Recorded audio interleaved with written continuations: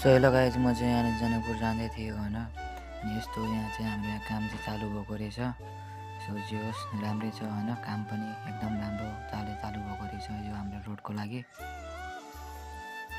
अनि यस्तो दामी मौसममा होइन बिहान परिचय पत्र बनाउनु चाहिँ म चाहिँ गएको थियो होइन। तर के गर्नु आएकोसँग एक्लै जानु परेको थियो क्या, औडा लागेको थियो। अनि म चाहिँ फाइनल यहाँ ढल्केबाट चाहिँ हामी चाहिँ आइसकेको थियो होइन।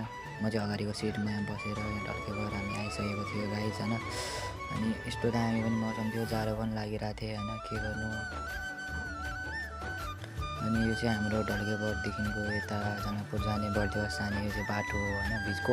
सो हेर्नु सक्नुहुन्छ झन्डाहरू, हाम्रो नेपालको झन्डाहरू छ। र म चाहिँ अब जनकपुर जान आँटेको छु होइन, हो यो बाटो हो।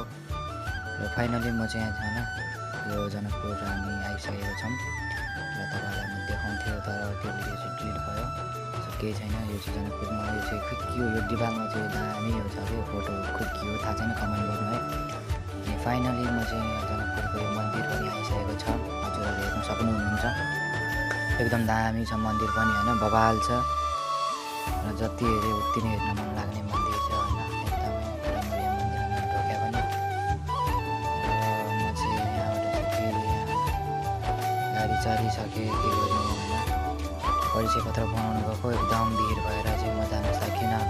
बनाएर मैले लगभग 1.5-200 जना लाइनमा थियो, त्यही कारणले मैले चाहिँ बनाउनु पाएन परिचय पत्र। र फेरि